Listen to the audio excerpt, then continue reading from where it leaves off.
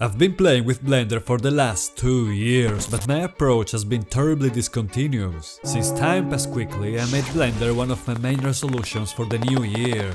I started with this Red Bull can tutorial, which led to this very cool result. But what next? When I was questioning myself about the next move, I noticed that my room has so many different things that require different techniques to be reproduced. It sounded like a real challenge, so I came out with a pretty masochistic idea. This is my room, and 30 days ago I started recreating it with Blender. I gave myself 2 rules. 1. Every single asset must be made from scratch. I'm not allowed to download any 3D model. If I dare do that, I'll go straight to Blender prison. 2. Since I didn't want to spend 1 year on this shit, I gave myself a 30 days deadline. I think the introduction is done, so let's jump to day 1.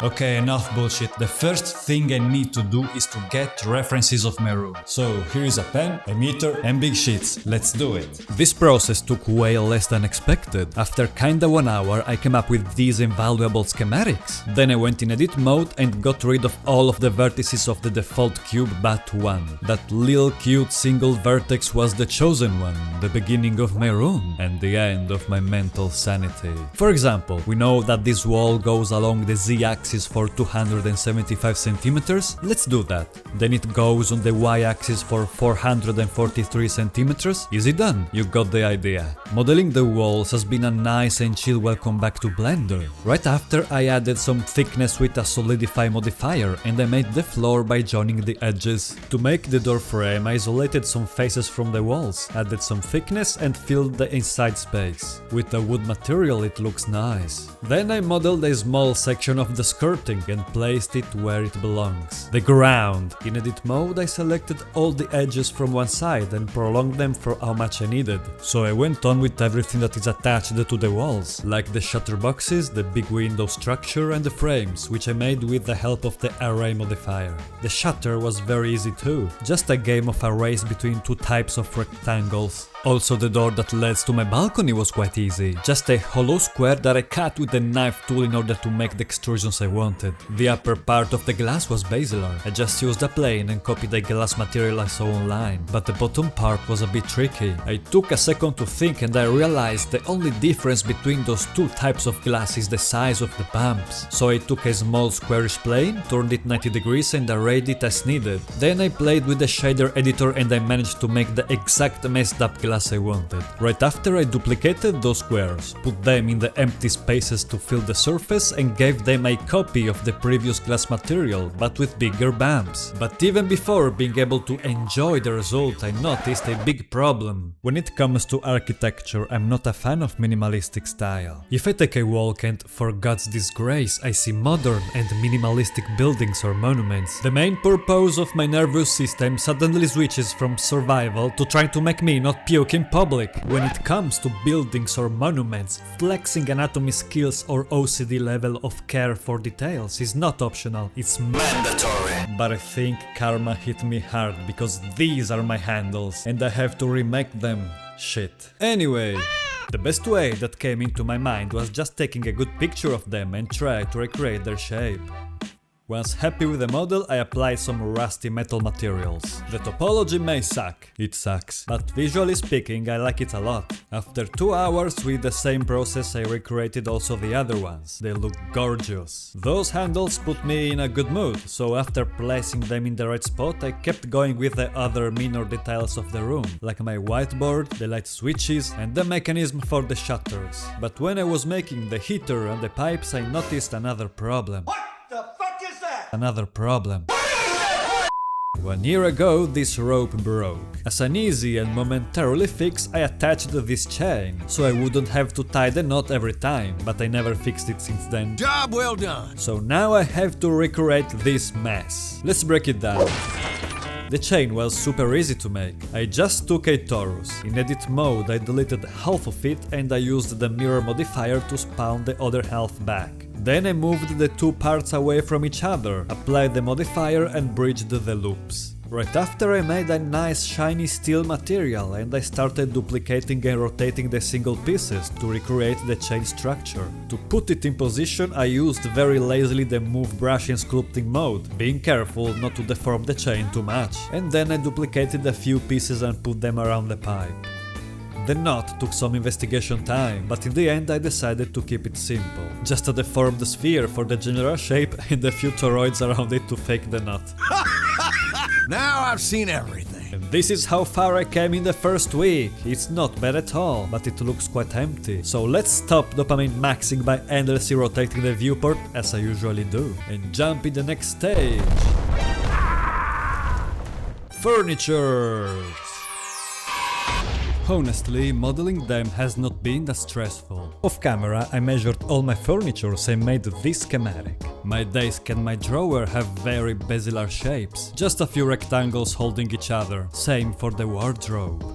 The shelf structure was easy too, but the texturing took a bit more of rational thinking. For some reason, the subdivision modifier messed up my texture. If you know what causes that, can you please tell me? Is the subdivision modifier supposed to always distort your texture? By the way, I fixed that issue with a very Italian style approach. I disabled the subdivision modifier for that mesh. Tutto a posto ragazzi, state senza pensieri!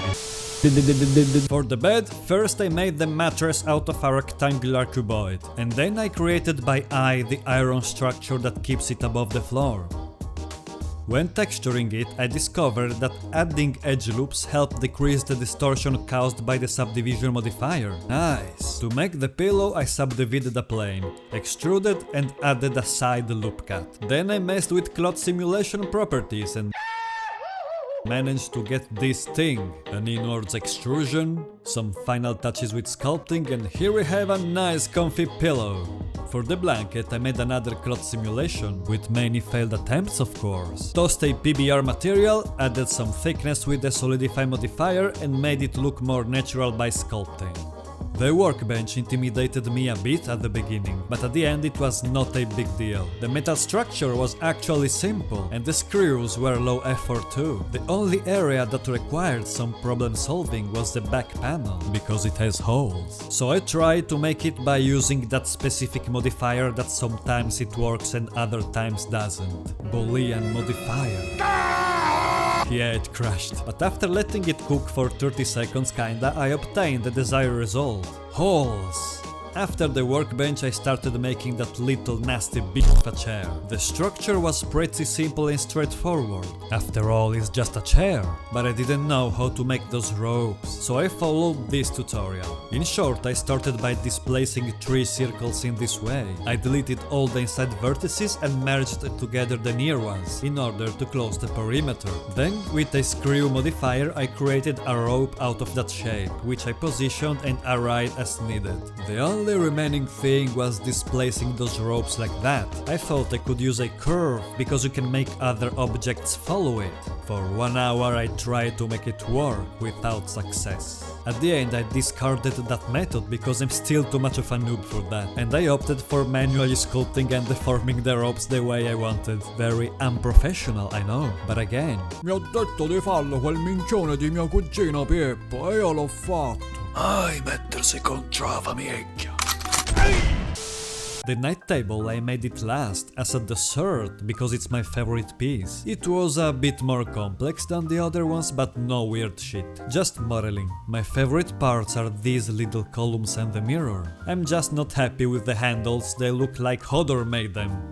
And this is where week 2 ended. I made the room and the furnitures. But the challenge was still far from done, because I had only 2 weeks left to recreate all the things of my desk and all the things on my shelf. The stuff on the desk are many, but it's just modeling. On the other hand, the shelf has way more variety, even sculpting. So I decided to make the shelf first, and I started with the games. The first thing I needed were pictures of games and books, with less distortion possible.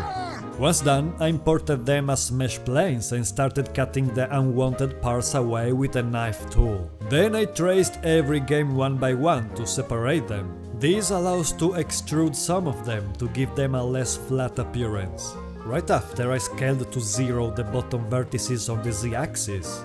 At the end I extruded the mesh backwards, put in place, and voila! We have the games. Nice. The books took some extra work because they had more details and the distortion was more visible, so I had to fix it, of course. I was very happy with the result. This gave me a nice shot of dopamine that helped me to keep going. So I grabbed all this stuff and started making them. I began with these two origami to quickly get rid of them. I mean, I like them and I love who made them, but remaking them digitally was not the best experience in the world. Anyway, after almost 1 hour and a half I finally finished the task and they came out very decent.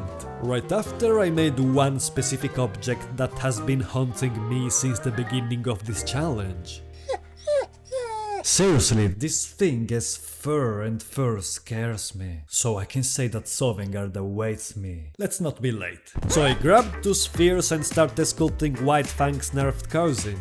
While making it, I had to constantly remind myself that it's fine if it sucks, because this mesh should be covered by fur, in theory. And if it will suck even after the fur, well, it's just a tiny background object on the shelf, so fuck it. But Niuru, why did you make it in that provoking pose? Well, it's not my fault, that's how she is. Ready to get some. By the way, when I was happy enough with the model, I started painting it, hoping the fur would follow the colors of the surface. Done that, only the scariest part was left. Fur. At that point, trying to achieve a good result became a secondary quest, because the main one was literally maintaining my mental sanity. I did many attempts, but each one looked worse than the previous one. I even watched the tutorial. This is how I wanted it to look, and this is the final result. To feel happy again, I started making this perfume. Modeling it was definitely more relaxing than... Also because steel and glass materials have a soothing effect on my mind. The final model was nice. At this point I recreated every asset of the shelf but one, the final boss. The Apollo bust I bought when I went to Greece. All this meant only one thing, sculpting.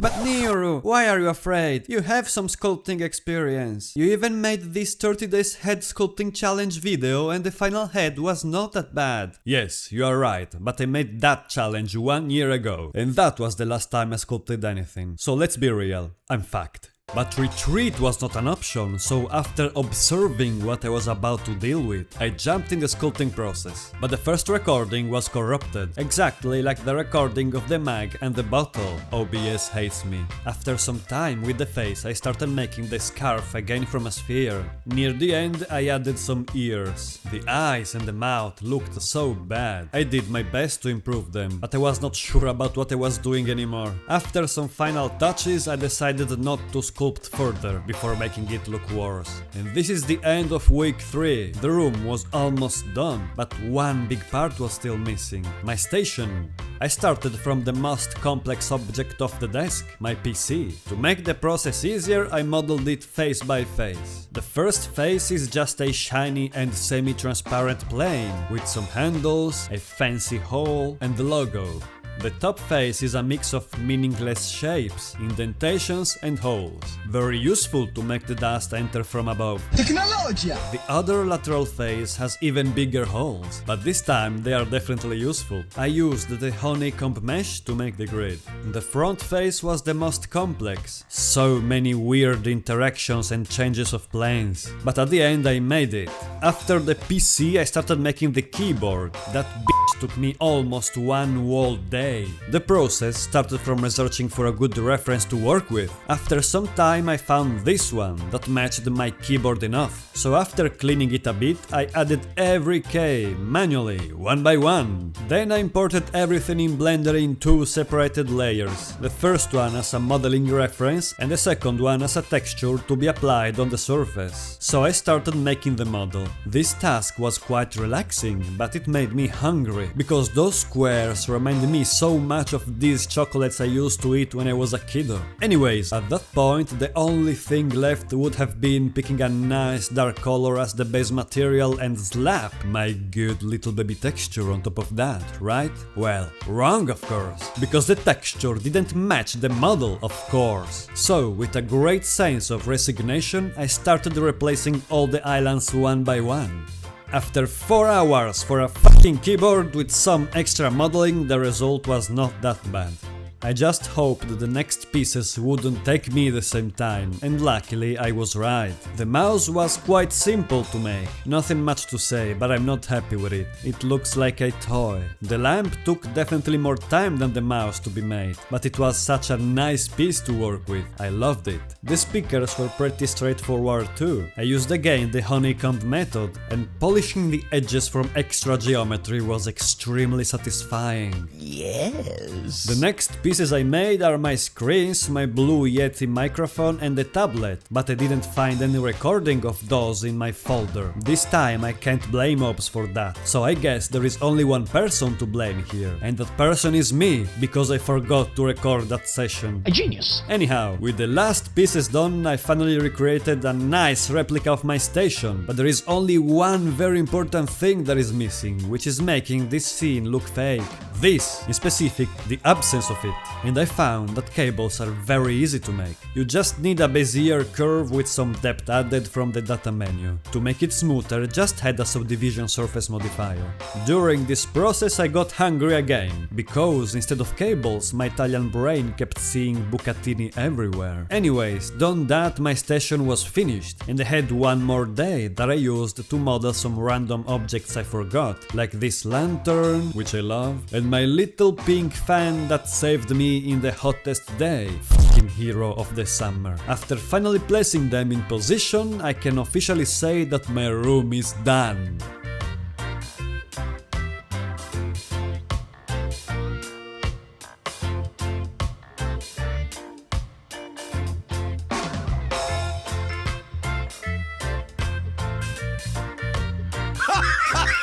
Wait, I just noticed I forgot something, and that something is laying beneath my royal ass. Oh my god, I forgot to make my chair. I wonder what could happen if I break the rules for just one time.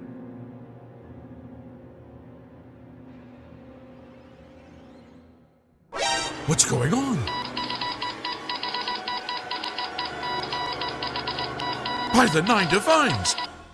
Nobody will know. For the Empire! What the fuck? Stop right there, criminal scum!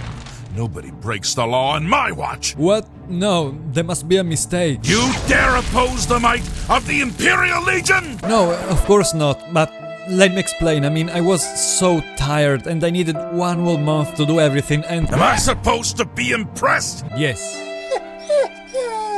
You're pathetic. Now it's off to jail with you. Oh well, at least now I have more time for Blender. I've seen you. Destroyed by the people.